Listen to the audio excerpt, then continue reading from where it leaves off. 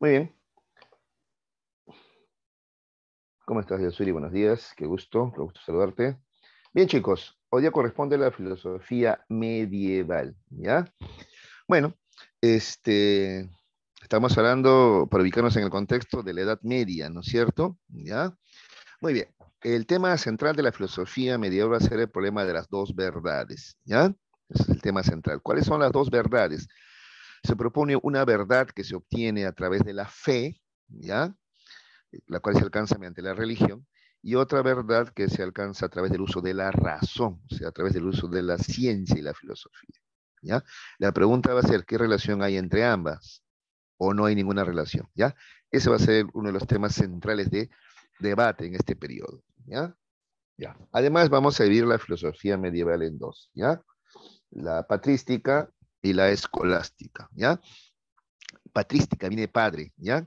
Es la época justamente de los padres de la iglesia, ¿ya? Está constituida por intelectuales cristianos que vivieron durante los primeros siglos del cristianismo, ¿ya?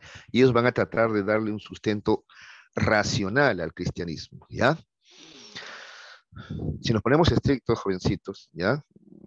El, las posturas, lo que propone el cristianismo tiene muchos puntos que se pueden cuestionar, ¿no? De los cuales se puede dudar, ¿ya? Justamente los padres de la iglesia van a tratar de subsanar eso, ¿ya? Corregir algunas de esas cosas, darle solidez, ¿no? A estas ideas, ¿ya? El contexto entonces es los siglos I y hasta el siglo VII después de Cristo, ¿ya? Entonces desde los primeros siglos, ¿no? A la muerte de Cristo, ellos van a tratar de darle un sustento, ¿ya? Racional, ¿de acuerdo? ¿Ya? De eso se trata, pues. A ver, ahorita vamos a entender cómo es esto de sustento racional, ¿ya?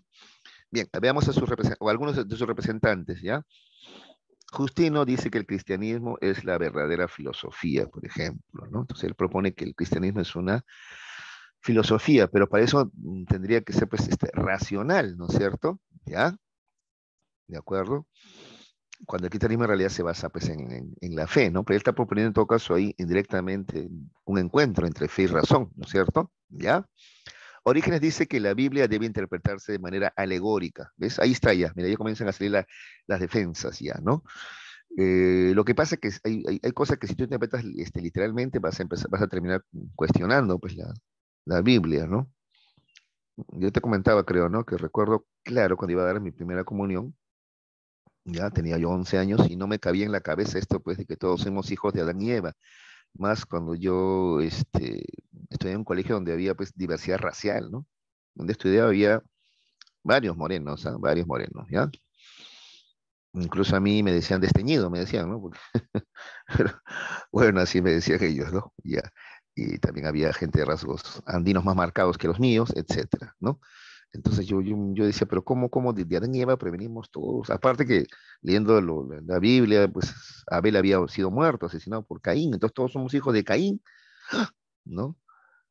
Pero luego, ¿Caín con quién? Adán y Eva tuvieron más hijos y que entre hijos se unieron, o sea, había cosas que no me cuadraban, ¿no? Entonces sí, recuerdo justo esto, que igual que Orígenes, el sacerdote de la parroquia me dice eso, ¿no? Tú tienes que interpretar la Biblia de manera alegórica, así dijo, ¿no? Yo obviamente no entendí, pues alegórica, sí, me dijo. Usó estas palabras, ¿no? Lo de Adán y Eva es una leyenda. Eso hasta ahora me retumba en la cabeza, ¿no? ¡Ah! Leyenda, claro. Lo que busca es explicar que todos somos hijos de Dios, ¿ya? Eso sí tienes que tener claro, todos somos hijos de Dios, ¿ya? Es una leyenda para que la gente pueda entender, ¿no? Así me decía. Ya, no te lo tomes literal, ¿ves? Por ejemplo, ¿no? ¿Ves? Son formas de defender, pues, a la Biblia de cuestionamientos, ¿no? ¿Ya? Muy bien. Tertuliano dice, creo porque es absurdo. Ya, sobre el tema de la relación entre las dos verdades, ya, mira lo que dice Tertuliano, ¿eh? Creo porque es absurdo, ya.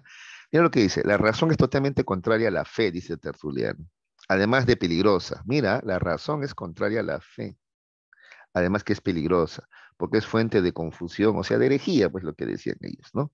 Él dice que las verdades de la fe se aceptan por sí mismas de manera irracional, las aceptas simplemente por fe, no te pones a pensarlas, a racionalizarlas, ¿no? Para él eso está mal, pues, ¿de acuerdo? Y al contrario, tú tienes que creer en lo absurdo, ¿no? Por ejemplo, un milagro no es algo que vas a comprender con la razón. Un milagro más bien desafía la racionalidad, desafía las leyes de la naturaleza, ¿no es cierto? Te diría de repente Tertulio, ¿no? A la fecha. ¿Ya? Listo. Pero bueno, vamos a ver al máximo representante de la patrística, y ese es Aurelio Agustín de Hipona, más conocido como San Agustín. ¿Ya? Va a haber muchas cosas que te van a parecer muy obvias, muchas ideas que él propone que te van a parecer muy obvias, porque la verdad están muy, muy, muy difundidas entre nosotros debido justamente al cristianismo, pues, que la mayoría profesamos, ¿no? En el Perú, ¿de acuerdo? ¿Ya? Y en Occidente en general, ¿ya? Por ejemplo, mira, esta teoría de la iluminación, ¿ya? Bueno, primero Agustín de Hipona dice, creo para entender, ¿ya? O sea, está bien la razón, pero tú tienes que partir de creer, o sea, de la fe, ¿ya? Digamos que la razón te alcanza hasta un punto. Para poder entender más cosas, tú tienes que partir de la fe. A eso se refiere con creo para entender. Y mira cómo va a sustentar esto, ¿ah? Dice así. Dice, Dios ilumina el alma humana con sus verdades, ¿ya? O sea, nuestra alma está iluminada por Dios. ¿Qué verdades están en nuestras almas? Que Dios existe, que envió a su Hijo, etcétera, ¿ya? Esas verdades están en nuestra alma. Y nosotros las aceptamos por fe, ¿de acuerdo? ¿Ya? No necesitamos de hechos, de pruebas, no, las aceptamos por fe. ¿Y cómo llegar a nuestra alma? Porque Dios las puso ahí, ¿de acuerdo? ¿Ya? Pero también tenemos el don de la razón, ¿no es cierto? ¿Ya? Entonces, la tarea de la razón tiene que ser defender las verdades dadas por Dios. ¿Ya? Esa es la tarea de la razón. ¿Ya? La tarea de la razón no es oponerse a la fe, al contrario, ¿ya? Es defender la fe de los ataques de los herejes y ateos. ¿Ya?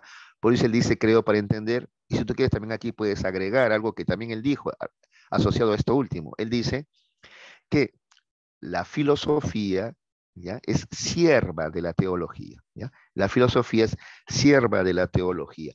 ¿Qué quiere decir con eso? Que la filosofía lo que tiene que hacer es, ¿ya? Servir a la teología. De eso se trata. ¿Ya? Muy bien. Contra los escépticos, ¿ya? Agustín de Hipona considera que sí es posible alcanzar conocimientos. Acuérdate que el escepticismo propone que no es posible alcanzar conocimientos. A ver, acuérdate de Pirrón de Elis, ¿no? ¿Qué decía Pirrón de Elis? No es posible alcanzar conocimientos, aceptemos la duda, ¿no es cierto? Ya. Agustín de Hipona está en contra. Él dice que sí es posible hallar verdades, pese a que a veces dudamos o nos equivocamos, ¿ya? Pero aún así es posible hallar verdades absolutas, ¿ya? Porque más bien dice la duda absoluta es imposible, dice, ¿ya? Es imposible la duda absoluta, porque mira, incluso si yo dudo de toda idea, ¿ya? Mi duda me lleva a la certeza de que soy alguien que duda, ¿sí o no? ¿De acuerdo? Entonces, que existo, ¿ya? Por tanto, si dudo, entonces existo, pues, ¿ya? Entonces, mira, te lo resumo así, ¿no? La duda absoluta es imposible, porque incluso si yo dudara de todo, tengo una certeza que dudo, ya, muy bien, dudo. Ya, ¿esa duda existe sola? No, pues, ¿no? Esa duda probaría que yo existo, porque tiene que haber alguien que dude, por cierto. Entonces, si existe la duda, existo yo. Por eso dice, si dudo, entonces existo. Falor sum, ¿ya? Entonces, no hay forma no, es imposible una duda absoluta, ¿ya? Así está, o así se manifiesta Agustín de Hipona contra los escépticos. También dice que Dios crea el mundo de la nada junto con el tiempo, ¿ya? Dice, cuando no había creación, entonces no existía el tiempo. Por tanto, es absurdo preguntarse qué hacía Dios antes de la creación. Pues antes es una forma de tiempo inexistente sin creación. A ver, le preguntan a Agustín de Hipona, ¿qué hacía Dios antes de crear el mundo? Entonces él dice que esa es una pregunta absurda. ¿Por qué? Porque cuando Dios crea el mundo, eso es el espacio, ¿ya? El espacio, ¿ya? Allí también recién crea el tiempo. Entonces Dios crea el tiempo y el espacio. Antes no existía ni mundo, o sea, no existía espacio, ni tampoco existía tiempo. Entonces no había un antes, pues, ¿de acuerdo? Era la nada, ¿ya? A eso se le llama creación ex nihilo, con H intermedia, nihilo, ¿ya? Eso es lo que propone Agustín de Hipona. O sea, Dios ha creado todo, incluido el espacio y el tiempo. Entonces no había un antes, ¿ya? Esa es la respuesta de Agustín de Hipona, ¿ya? Que es una novedad, porque si tú ves en la mitología griega, por ejemplo, cuando Zeus aparece ya existía el espacio, ya, ¿no es cierto? ¿Ya? Esta idea de creación, ¿no? No está presente en los griegos, ¿no? Es creación como hacer aparecer algo de la nada, ¿no? ¿Ya? Incluso el tiempo también existía ya cuando Zeus aparece, ¿no? Que era su padre Cronos, ¿no? Al cual él va a derrotar, pero existía. ¿Ya? En cambio, para Agustín de Hipona, ¿ya? El Dios cristiano, el Dios de los hebreos, crea todo desde la nada, ¿ya? Desde la nada, ¿ya? Cuando dice todo, se refiere al espacio y al tiempo, ¿de acuerdo? ¿Ya? En contra de los maniqueos, y la teoría de la jerarquía de los seres, dice, ¿no? Este, propone, Agustín propone que existe pues una jerarquía, ¿ya? Desde Dios hasta las cosas, ¿ya? Entonces una jerarquía, las cosas, las plantas, los animales, los hombres, los ángeles y por último Dios, ¿ya? Entonces sí hay una jerarquía, dice Agustín de Hipona, no es que todos seamos iguales, ¿ya? En ese mismo sentido propone que el supremo mal no existe, ¿ya? ¿De acuerdo? A ver, el supremo bien sí existe, ¿ah? El supremo bien es Dios, ¿ya? Pero su contraparte, el supremo mal no existe, ¿ya? Porque simplemente, dice Agustín de Hipona, que el mal es la ausencia del bien, ¿ya? El mal es alejarse del bien, ¿de acuerdo? De tal manera que no es verdad que el supremo mal sea tan fuerte como el supremo bien, no, no. El supremo bien lo es todo, o sea, Dios, ¿ya? Es lo único existente, ¿ya? El mal es simplemente alejarse del bien, ¿ya? Algo así como que no existe la oscuridad, solamente existe la luz y la ausencia de la luz, ¿ya? Así es, ¿de acuerdo? ¿Ya? Entonces, no, repito, no hay un Satanás que le hace, pues, que le hace, que es rival de Dios y que están de igual a igual, porque no, ¿no? ¿Ya? El supremo bien está muy por encima y el mal es simplemente el alejarse del bien, ¿ya? O la ausencia del bien, ¿ya? En ese mismo sentido, también propone que el pecado o mal moral se debe a la libertad del alma humana, ¿ya? Entonces, el pecado no es porque Satanás entra en ti, no, no, no. El pecado ocurre porque el hombre es libre. Cuando se dice que el hombre ha sido creado a imagen y semejanza de Dios, se refiere a eso, de que ha sido creado con libre albedrío, con libertad, ¿ya? Entonces, el hombre tiene la libertad, ¿ya? Para seguir a Dios o para alejarse, ¿de acuerdo? Cuando decide alejarse de Dios, a eso le llamamos pecado, ¿ya? Entonces, ¿cuál es la causa del pecado? El libre albedrío, ¿ya? La libertad que tiene el hombre, ¿ya? ¿De acuerdo? La teoría del providencialismo. Sin embargo, Dios planifica todo. O sea, Dios ya sabe que el hombre con su libertad muchas veces va a pecar, ¿no? Como ya sabe eso, Él traza un plan de contingencia. Pues, voy a mandar a mi hijo para ayudar a redimir al hombre, ¿ya? Ese es el providencialismo. ¿De acuerdo? ¿Ya? Entonces, al final ya está todo planeado. Se sabe que hay una lucha entre los seguidores de Dios que conforman la ciudad de Dios y los seguidores del pecado que conforman la ciudad terrenal, ¿no? ¿De acuerdo? Al final la ciudad de Dios se va a imponer, ¿de acuerdo? Esa es la teoría del providencialismo, ¿ya? Y hay un destino ya. Muy bien. ¿Alguna pregunta hasta ahí? Con el tiempo. ¿Alguna pregunta sobre la patrística o Agustín de Hipona? A ver. De acuerdo. Continúo entonces, ¿ya? Pero mira, mira, te das cuenta cómo le da sustento racional a muchas cosas Agustín de Hipona. Por ejemplo, esa pregunta, ¿no? ¿Verdad? No sé si alguna te la has hecho tú. Yo de niño también me preguntaba, ¿no? ¿Y qué hacía Dios pues antes, ¿no? Antes. ¿Por qué en este momento recién crea el mundo? ¿Antes qué hacía? Que era niño, estaba madurando, era soltero, después se casó. O sea, ¿qué pasó? Yo me preguntaba, ¿no? Y mira, hasta que leí lo que dijo Agustín de Hipona, ¿no? ¿De acuerdo? Y la verdad que a mí, no sé a mí, pero en esa época me explotó la cabeza, ¿no? Esa pregunta es absurda porque antes no existía ni el tiempo ni el espacio. Entonces, ¿cómo existía Dios? Porque a veces nosotros conseguimos que todo existe en el tiempo y el espacio, ¿no? Pero no, no, Él está por encima. Porque si tú dices, era la nada, al comienzo dice el Génesis, ¿no? Era la nada, ¿no? Pero Dios ya existía, entonces, ¿cómo que la nada? Si existía Dios ya, no puede ser la nada. O sea, ¿cómo puede alguien existir en medio de la nada, ¿no? Esas cosas, ¿no? Fueron mis primeras preguntas sobre el tema ontológico, por ejemplo, ¿no es cierto? ¿Ya? O esto también, muchos años después lo he visto en un video, ¿no?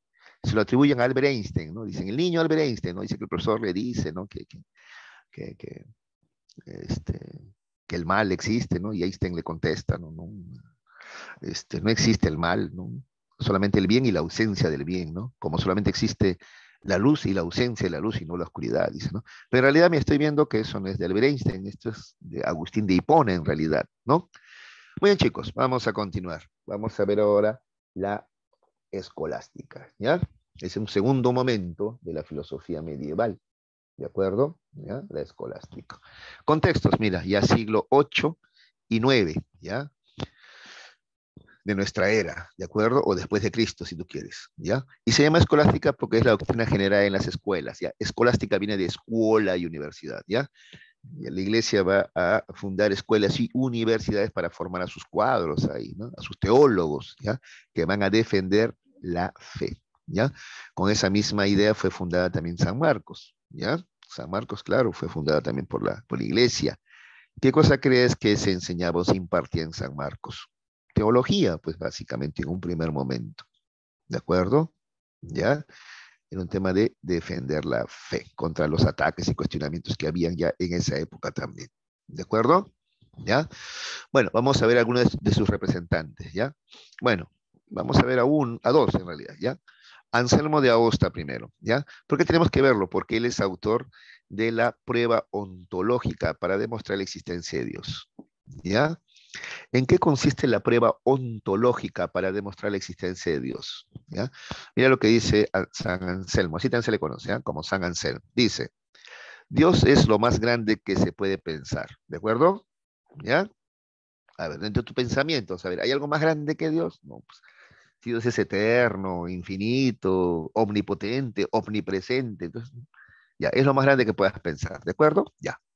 Ahora, si es lo más grande, no puede estar dentro del pensamiento, ¿ya? Porque si fuera así, el pensamiento sería más grande todavía que Dios, ¿sí o no? Ahora, la pregunta es, ¿tu pensamiento es más grande que Dios? ¿O Dios es más grande que tu pensamiento? No, pues Dios es lo más grande que existe, ¿sí o no? Más grande que tu pensamiento, ¿ya? Entonces, Dios está fuera del pensamiento, ¿sí o no? Claro, porque es más grande que tu pensamiento. No está contenido en él, no, está fuera de él, ¿ya? Y si está fuera del pensamiento, entonces Dios existe, ¿no? Porque partimos de que todo lo que está fuera del pensamiento existe, pues, ¿ya? Esa es la prueba ontológica para probar la existencia de Dios, ¿no? Que propone San Anselmo de Austo, ¿no es cierto? Relacionando el ser y el pensar, ¿no? ¿De acuerdo? ¿Ya? La existencia y el pensamiento, ¿ya? Listo, ahí podríamos discutir y debatir varias cosas, pero ya, yo lo voy a dejar ahí, ¿ya? ¿De acuerdo? Es lo que él propone, pues, ¿ya? Entonces, básicamente la prueba de que Dios existe es porque Dios es una idea más grande, ¿ya? Inmensa, más grande que los límites de tu pensamiento. Entonces, está fuera de tu pensamiento, está en la realidad, pues, ¿ya? Eso es lo que dice San Anselmo. Listo. Ahora vamos a ver al máximo representante de la escolástica, ¿ya? Es Tomás de Aquino, conocido como Santo Tomás, ¿de acuerdo? O también le llamaban el doctor angélico, así le llamaban también, doctor angélico, ¿ya? ¿Qué cosa propone Santo Tomás? Él dice que la fe y la razón se complementan, ¿ya? Esa es una afirmación que él hace. Dice, es cierto que la fe y la razón son vías o medios distintos de conocimiento, ¿de acuerdo? No obstante ello, ambos pueden tener el mismo objeto de estudio, que es Dios, ¿ya? Aunque son, repito, medios, caminos diferentes, ambos pueden tener el mismo objeto de estudio, ambos pueden estudiar a Dios, ¿ya? Tanto la fe como la razón, ¿ya? ¿De acuerdo? Ya, y va más allá todavía. Él dice que la razón es el preámbulo de la fe, ¿de acuerdo? La razón es el preámbulo de la fe, o sea, te aproxima más a la fe, ¿ya? La razón permite elaborar argumentos sobre la existencia de Dios, ¿ya? De ese modo, la razón nos prepara para que nuestra fe se asiente sobre bases sólidas, ¿de acuerdo? ¿Ya? En ese mismo sentido, él te va a proponer 5 vías para demostrar la existencia de Dios. Y en estas vías, ¿qué cosa crees que va a usar? La razón, pues la racionalidad, ¿ya? Vas a ver acá una fuerte influencia de Aristóteles, ¿ya? Porque es otro dato que es importante que tomes en cuenta, ¿ya? Si tú ves las ideas de Agustín de Hipona, vas a ver una influencia de Platón. Hay una influencia platónica en San Agustín, ¿ya? En cambio, en Santo Tomás vas a ver más bien una influencia aristotélica, ¿ya? De Aristóteles, ¿ya? Por ejemplo, a ver, la primera vía para probar la existencia de Dios es la del movimiento, ¿ya? Dice Santo Tomás, y mira acá se ve influencia de Aristóteles, ¿eh? Dice, una cosa mueve a la otra, ¿ya? Y así sucesivamente. Pero esta secuencia no puede ser hasta el infinito. Entonces debe haber un primer motor, ¿te acuerdas del que hablaba Aristóteles? El primer motor, que inicie el movimiento, pero que no sea movido por nadie, pues es el primero, pues, ya, ese es Dios, el primer motor inmóvil, así le llama Tomás de Aquino. ¿Ves? Ahí se ve fuerte influencia de Aristóteles, ¿no? Aristóteles también hablaba de este primer motor, que justamente tiene que tener dos características, este primer motor, ¿no? Y una de esas características es eso, de ser inmóvil, ¿ya? ¿Por qué inmóvil? Porque nadie lo mueve. Porque si alguien lo moviera, entonces quiere decir que hay alguien antes que él, ¿no? Y no hay nadie antes que Dios, pues, ¿ya? Por eso Dios es el primer motor, ¿ya? Es el que generó el primer movimiento, ¿ya? Y este movimiento generó otro y otro y otro, y una reacción en cadena, ya toda una reacción en cadena. Pero el primer movimiento, ¿ya? Es Dios, que además es inmóvil, repito, eterno, ¿ya? Porque no hay nadie que lo mueva a él, porque no hay nadie atrás de él, ¿de acuerdo? Ya, eso es de Aristóteles, motor inmóvil. Luego tenemos de la causalidad eficiente, ¿te acuerdas? Aristóteles, las cuatro causas. Causa material, causa formal, causa eficiente, ahí está, y causa final. ¿Ves? ¿Qué dice? A ver, Santo Tomás, dice, una cosa tiene una causa en otra, ¿de acuerdo? Y así sucesivamente. Pero esta secuencia no puede ser hacia el infinito. Luego debe haber una primera causa, pero que no sea causada por nadie, pues es el primero, ¿ya? Ese es Dios, la primera causa incausada, dice Tomás de Aquino, ¿ya? Y acá también hay influencia, ¿ya? Aristotélica, ¿ya? A ver, supongamos que tú, por ejemplo, eres causado por el amor de tus padres. Tus padres son causados por el amor de tus abuelos. Y así retrocedemos, pero va a llegar un momento, ¿ya? En que llegamos a las primeras causas, ¿no es cierto? Digamos, por ejemplo, según la Biblia, Adán y Eva, ¿no es cierto? Listo. Esos son los primeros, ellos fueron creados por, y ellos existen por una causa, el amor de Dios, ¿ya? Y atrás no hay nadie más, pues, no hay nadie más, ¿ya? Porque Dios es la primera causa, además incausada, ¿ya? Muy bien.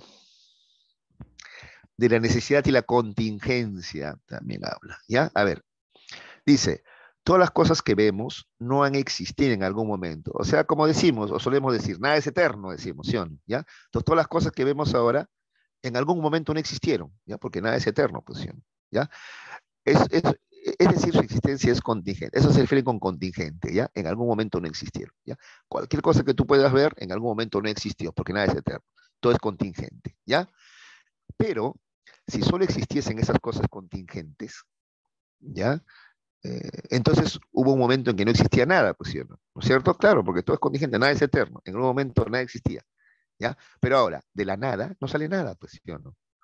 Entonces es obligatorio que admitas la existencia de un ser que tiene necesariamente que existir siempre, ¿ya? Y ese es Dios, pues, el primer necesario, ¿ya? O sea, no puedes tú señalar que todo es contingente porque si no en algún momento no había nada, ¿no?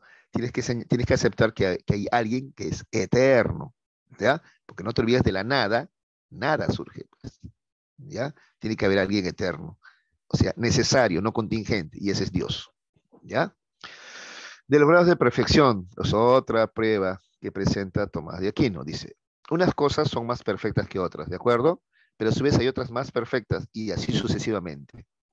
Pero esa secuencia no puede ser hasta el infinito. Entonces debe haber una entidad sumamente perfecta. Y ese es Dios, el ser más perfecto. ¿Ya? 5. Del gobierno del mundo o finalidad. Dice, ya, y esto tiene que ver con la causa final que propone Aristóteles. Causa final, ¿te acuerdas? ¿Ya? Todas las cosas tienen una finalidad, ¿de acuerdo? Por eso es que vemos que el mundo está ordenado.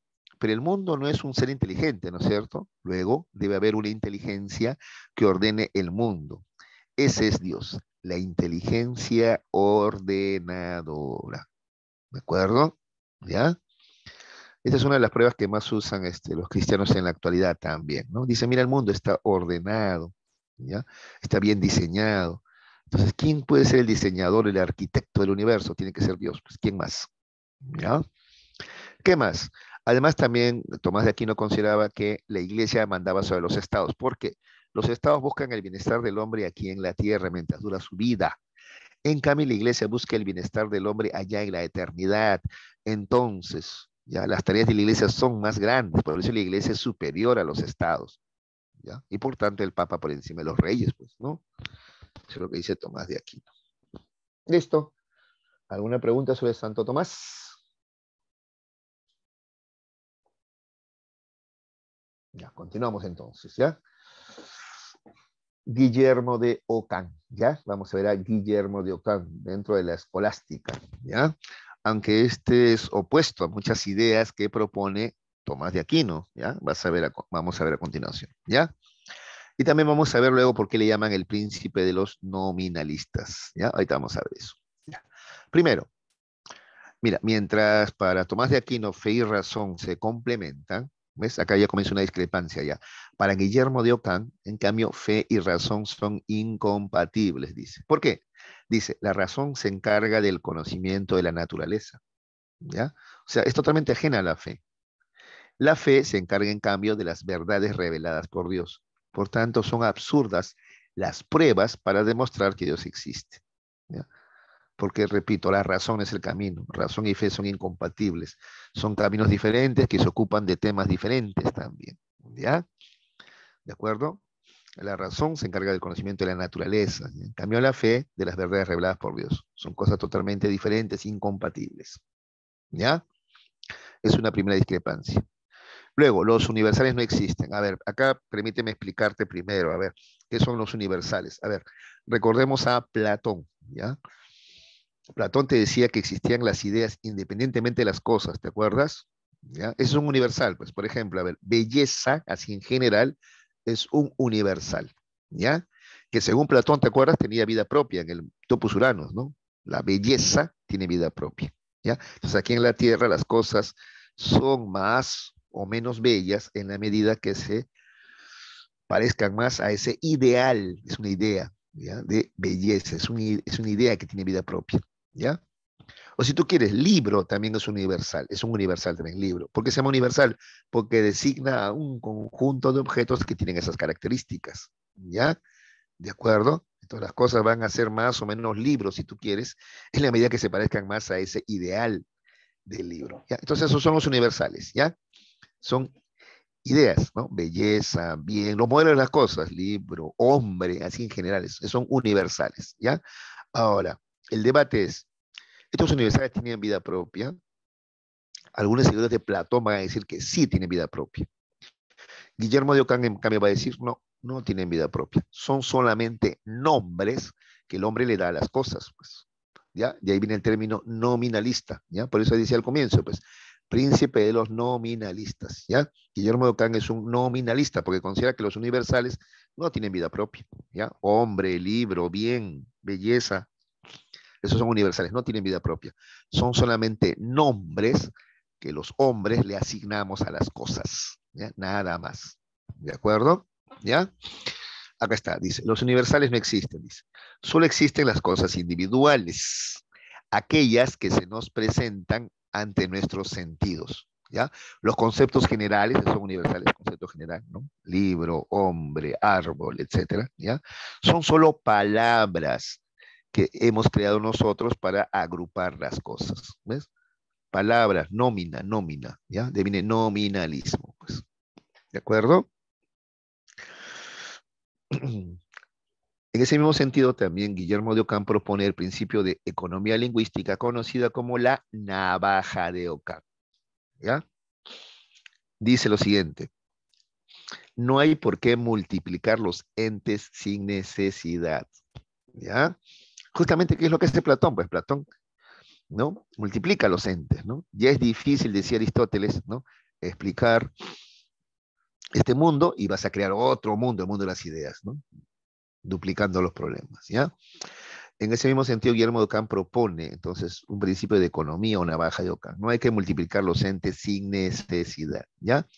El conocimiento, dice, está contaminado de palabras que no corresponden con las cosas que existen en el mundo, ¿ya? Esto daña a la ciencia. Por eso, si queremos elaborar ciencia rigurosa, debemos eliminar esos conceptos, ¿ya? De ese modo, la ciencia debe convertirse en un conjunto de signos sencillos y claros, ¿ya? No hay por qué crear. Por ejemplo, hablamos de ser, ya no nos basta ser, hablamos de entes, hablamos de sustancia, hablamos de esencia y ya nos confundimos, ¿no? ¿De acuerdo? ¿Ya?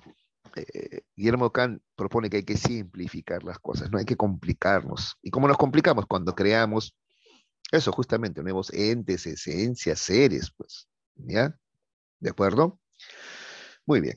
Otra discrepancia con Tomás de Aquino es esta, ¿no? Para Guillermo de Ockham, el Papa es solamente una autoridad simbólica de carácter moral, ¿no? No es alguien que deba tener poder político, militar, no. El Papa es una autoridad simbólica de carácter moral, nada más, ¿ya? No posee algún poder espiritual, ¿ya? La iglesia solo debe encargarse de las cuestiones religiosas, nada más, no meterse a política, no tener ejércitos, etcétera, ¿ya? Es otra discrepancia de Guillermo de Ockham con Tomás de Aquino, ¿ya? Muy bien. Para entender mejor el tema de los universales, de repente no te quedó claro, a ver, vamos a ver brevemente esto de acá, ¿ya? Acá está, mira. Características de los universales, o de tales universales, ¿ya? A ver. Primero, están los que plantean que sí existen los universales y tienen vida propia. Estos son los seguidores de Platón, ¿ya? A estos se les llama así, realismo exagerado, ¿ya? Porque creen que los universales son reales, a eso se refiere, ¿ya? Porque a veces confunde, ¿ves? Ahí tan confunde, ¿no? Ser realista, ¿cómo un realista va a creer que, bueno, es que se refiere a que ellos creen que realmente existen los universales, tienen vida propia, tienen vida real los universales, ¿ya? Esos son los seguidores de Platón, por ejemplo, San Anselmo y Guillermo de Champeau, ¿ya? Entonces dicen, sí existen los universales, son eternos, perfectos y están en la mente de Dios, ¿ya? Son las esencias o modelos perfectos de las cosas individuales, ¿no? Esencias o modelos perfectos, por ejemplo, ahí está, hombre es universal, ¿ya? Entonces, como te dije acá, somos más o menos hombres en la medida que nos aproximemos a ese ideal, a ese modelo de hombre, ¿no? O te van a decir también algunos, Dios antes de crear a los hombres, primero, ¿qué cosa tuvo? La idea, y en su mente tuvo la idea primero, ¿ya? Y luego fue creando a los hombres, ¿de acuerdo? ¿Ya? Muy bien. Entonces, ese es el realismo exagerado, ¿ya? Creer que los universales, estos conceptos generales, tienen vida propia, existen independientemente de las cosas, ¿de acuerdo? Independientemente de las cosas individuales, quiero decir, ¿ya? Belleza, libro, árbol, hombre, son ideas perfectas, eternas, ¿ya? Que existen incluso antes de que las cosas individuales, ¿ya? Luego tenemos un realismo moderado, ¿ya? Porque primero este era el realismo exagerado, un realismo moderado. Aquí están los seguidores de Aristóteles, ¿ya? Por ejemplo, Santo Tomás y Pedro Abelardo, ¿ya? Realismo moderado. ¿Qué cosa dicen de los universales? Sí existen, ¿ya? Pero ¿cómo? Mira, son las formas o esencias que están dentro de las cosas. Ya existen estas esencias, pero no están fuera de las cosas, sino están dentro de las cosas mismas, ¿ya? Con esta razón las abstraemos y elaboramos conceptos, ¿ya? Entonces, sí existen los universales o esencias, pero ¿dónde están? Dentro de las cosas mismas.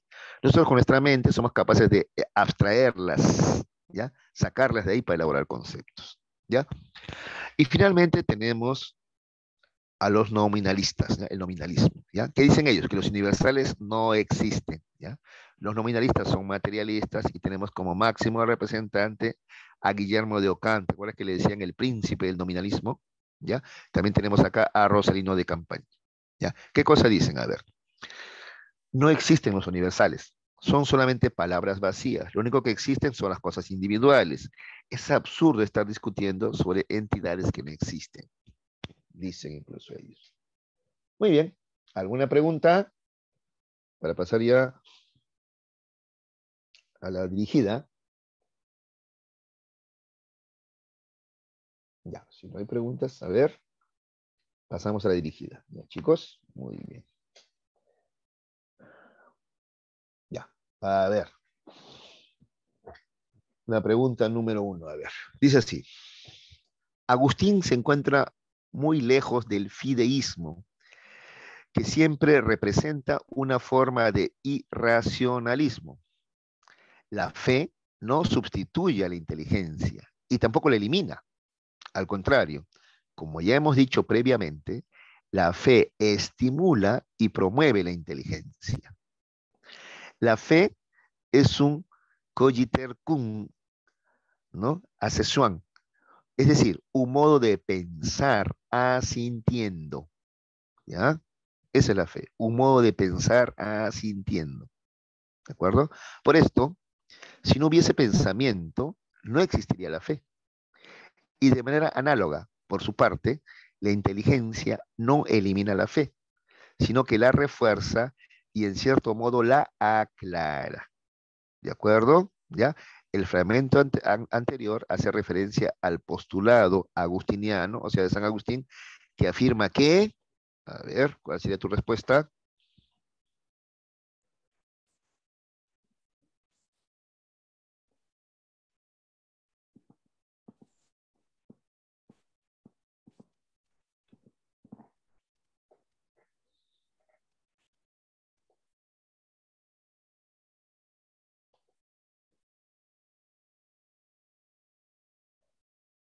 Muy bien. A ver, me están diciendo que la respuesta es la C. ¿Estamos de acuerdo? La fe es el fundamento de la verdad. Sí, pues es lo que dice Agustín de Hipona, ¿sí o no? ¿No? ¿De acuerdo? La fe es el fundamento de la verdad, ¿ya? Partimos de la fe. Acuérdate, a ver, puedes anotarle al costado, ¿no? Lo que dice Agustín de Hipona. Creer para entender, ¿ya? Creer para entender. O dicho de otra manera, ¿ya? La filosofía es sierva de la teología, ¿ya? Eso es lo que dice Agustín de Hipona. ¿De acuerdo? Sí. La C es la respuesta. Entonces, la fe es el fundamento de la verdad. ¿Ya? Entonces, por eso acá dice, ¿no? La fe no sustituye a la inteligencia, tampoco la elimina. ¿Ya? Al contrario, la estimula. ¿Ya? ¿De acuerdo? Y de manera análoga, tampoco la inteligencia elimina la fe, sino que la refuerza. ¿Ya? Pero además, ahí pareciera que son casi iguales, ¿no? Pero para Agustín de Hipona, la fe es superior, ¿no? A la razón, ¿ya? O es primero y superior, además, también. No se olviden la teoría de la iluminación, ¿ya? Muy bien, la C. Muy bien, muy bien, muy bien. Dos. A ver. Con el objetivo de absolver una serie de interrogantes, su hijo sobre la condición humana en general, a ver, de nuevo, ¿ya? Con el objetivo de absolver una serie de interrogantes de su hijo sobre la condición humana en general, ¿ya? Un padre de familia expresa lo siguiente. Hijo, no cabe duda de que cada uno de nuestros actos tiene su origen en la voluntad de Dios. Eso significa que todo lo que hacemos de una u otra manera depende de Él, que es omnipotente y omnisciente. ¿Ya? A ver, con respecto a este planteamiento, San Agustín de Hipona sostendría que, a ver, ¿qué diría San Agustín de Hipona sobre eso que dice el padre ahí? A ver.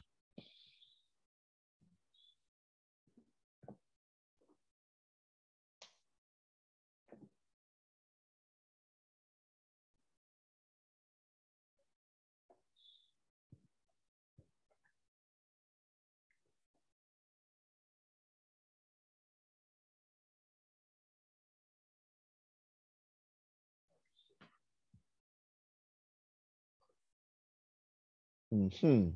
Muy bien, Carlos y Camila dicen que es la C. Claro, de acuerdo, ¿no? La C. Agustín de Hipona diría que eso no es cierto. No es cierto que todos nuestros actos dependan de la voluntad de Dios, pues poseemos libertad para elegir entre el bien y el mal. A eso se llama libre albedrío, libertad tenemos, ¿no? Que justamente es también la fuente del pecado también, ¿no? Sí, entonces la respuesta es la C, ¿ya? Pero te das cuenta que hay mucha gente que piensa así, como este señor de acá, ¿no? Que Dios lo decide todo, ¿no?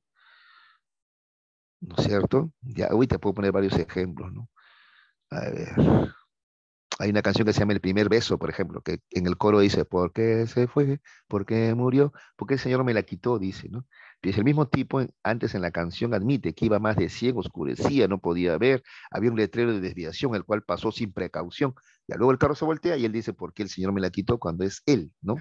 El que cometió una serie de errores, ¿no? O hay gente que cree que Dios, por ejemplo, ¿no? Decide quién vive y quién muere. Alguien murió, Diosito se lo ha llevado, ¿no es cierto? Alguien se salvó, Dios lo ha salvado. Entonces, Yo me acuerdo que de niño eso me causaba conflicto, ¿no? Mamá, pero ¿cómo? Entonces, pero que, o sea, él decide quién vive y quién muere, ¿no? O sea, ¿no es cierto? O son nuestros actos, ¿no? ¿De acuerdo? ¿Ya? Ahí se entiende pues lo que decía Marx, ¿no? A veces la religión es el llanto de un pueblo desesperado, ¿no?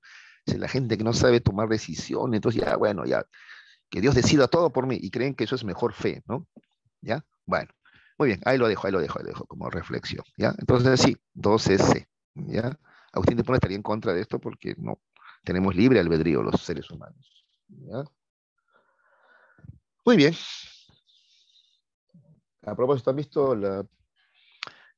a ver, es una, cómo le llama esto? Una película musical se le llama, ¿no? Ahí se me fue el nombre. Ya, Jesucristo Superstar, ¿no? Ahí justamente abordan también esa temática. Bueno, no hay tiempo, continuemos a ver. Para María, el hecho de que alguien sea cristiano no debe llevarlo a pensar que todo puede hallar respuesta en la Biblia. Creo que existen un conjunto de preguntas que solo pueden ser absueltas sobre los fundamentos de la investigación científica, cuyo punto de partida es el entendimiento. Por ello, si queremos saber cuándo se acercará un cometa, necesariamente debemos recurrir a la astronomía. Nada encontraremos al respecto en la Biblia. Sin embargo, esto no significa que fe y razón siempre vayan por vías separadas, ya que a propósito de ciertas cuestiones pueden llegar a las mismas conclusiones. Bueno, la perspectiva de María es coherente con el planteamiento defendido por... Eso está más sencillo, ¿no? A ver, claro, ese es Tomás de Aquino, ¿no? Si bien son dos vías diferentes, dos caminos, en algún momento se pueden cruzar, ¿no es cierto? ¿Ya? La razón y la fe son dos vías, caminos distintos, pero en algún momento se pueden cruzar, ¿ya? Para explicar ciertas cosas, ¿ya? Por ejemplo, la existencia de Dios, pues, ¿ya? Muy bien, 3 es A, entonces, 3 es A, ¿ya? 4. En una discusión filosófica, un estudiante manifiesta lo siguiente. El hecho de que tengamos la posibilidad de emplear conceptos como humano y libertad no supone que esos tengan existencia como esencias en otro mundo. Simplemente hay que concebirlos como meros términos o palabras que resultan útiles para referirnos a las cosas. La perspectiva defendida por el estudiante guarda semejanzas importantes con él. A ver, ¿qué me dice?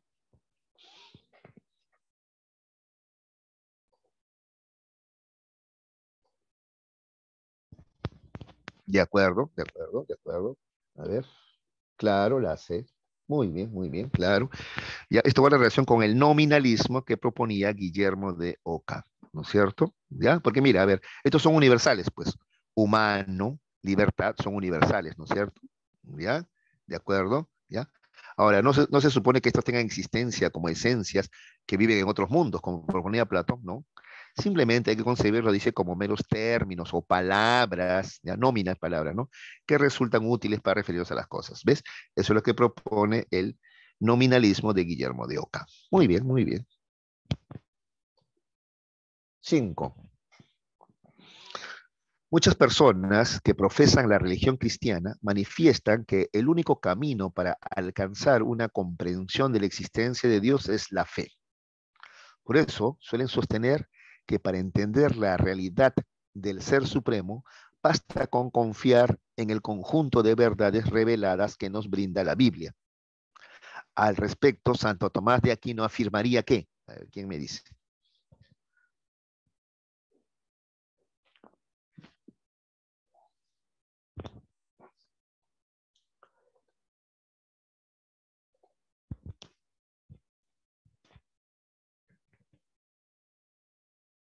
Ajá. A ver, la D me dice, existen 5 vías para probar al Ser Supremo a partir de la creencia. Esas 5 vías más bien usan la razón, ¿ah? Más bien usan la razón. Son las 5 vías utilizando la razón, justamente. ¿Ya? La mejor respuesta sería entonces la B, ¿ya? La B. Otra forma de alcanzar la verdad de la existencia de Dios es a través del uso de la razón también, ¿ya? No solamente la fe y la Biblia, también podemos usar la razón, ¿ya? para probar la existencia de Dios. ¿Ya? La mejor respuesta es la B. Pero entiendo la confusión, ¿ah? Si la D también estaba, ¿no? Estaba picante la D. ¿Ya? Pero acá la respuesta es la B de bueno, ¿no? Y aunque no lo crean, muchachos, hay mucha gente que piensa así, ¿no? Hace poco nomás hablaba con mi madrina, es un ser humano maravilloso, mi madrina, pero desde que perdió a su hija, muy joven falleció su hija, ella se ha volcado con desesperación a la religión, ¿no? Ni siquiera al cristianismo, hay una secta evangélica bien radical, ¿ah? Entonces ella, por ejemplo, no lee nada que no sea la Biblia. Y con orgullo lo dice, ¿ah? Le he dicho, tía, madrina, pero bien haría también leer otros libros, le digo, enterarse un poquito más, porque a veces dice cosas que no son reales, pues, ¿no? Pero no, ella dice que la Biblia sobra y basta para saberlo todo, dice ella, ¿no? Bueno, seguiremos hablando con ella a ver qué se puede hacer, pues. ¿Ya? Entonces, 5B, 6. Según José, incluso los científicos requieren la fe para lograr una gran profundidad en lo que respecta al descubrimiento de las verdades más importantes del universo. Partiendo de este punto de vista, él expresa lo siguiente. El entendimiento humano, aunque tenga como base los principios, métodos e instrumentos de la ciencia, es ciego si es que no se apoya desde el comienzo en la confianza en que existe un Dios amoroso, justo, omnipotente, omnisciente y eterno. ¿Cuál de los filósofos estudiados coincidía con la opinión de José? A ver, ¿quién me dice? ¿Quién contesta?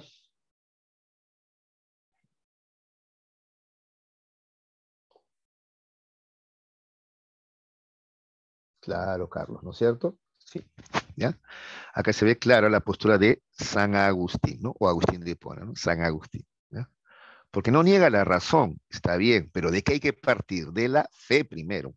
No te olvides, anota, por eso te digo, en la disposición no es tanto, anótalo. San Agustín de Hipona dice, aparte de decir creer para entender, o sea que primero hay que partir de la fe, hay que creer para entender, también dice que la filosofía es sierva de la, o debe ser sierva de la teología, ¿ya? Entonces sí, está bien, hay que es San Agustín, ¿no? Está bien el entendimiento, la razón, pero hay que partir de que de la fe.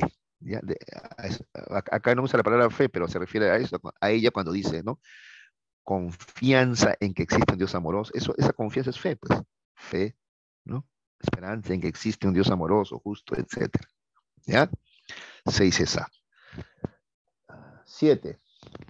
El problema de los universales fue uno de los debates más importantes de la historia de la filosofía y tuvo dos posturas marcadamente opuestas. Algunos sostuvieron que los universales existían y que eran independientes de los objetos concretos, es decir, que eran de las cosas, ¿ya?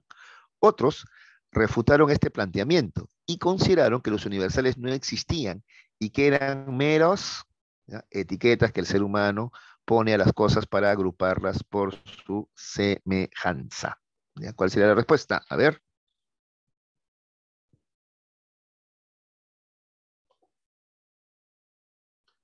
Exacto, Camila, muy bien, ¿no? La B, ¿no es cierto? Muy bien, la B, ¿no? Entonces, algunos sostuvieron que los universales existían. Estos son los realistas, ¿no es cierto? ¿Ya? Confunde ese término realista, ¿no? Pero así le llaman, ¿ah? Eso no lo he inventado yo, ¿ya, chicos? ¿Ya? Los realistas, ¿ya?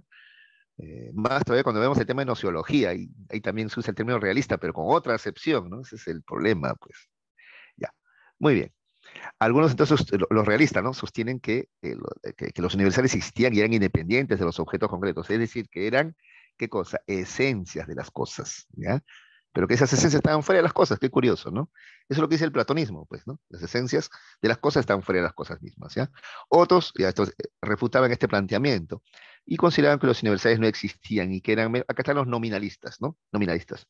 Nómina es nombre, justamente, nombres o etiquetas. Por eso la respuesta es la B. Muy bien respondido. 8. A lo largo de la historia han existido teólogos cristianos según los cuales resulta equivocado sostener que la fe y la razón mantienen una estrecha relación a propósito de la búsqueda de ciertas verdades o principios fundamentales acerca de Dios, el alma y la vida en otro mundo. Por tal motivo, establecieron que una es la vía de las creencias religiosas y otra es la de la investigación de carácter racional.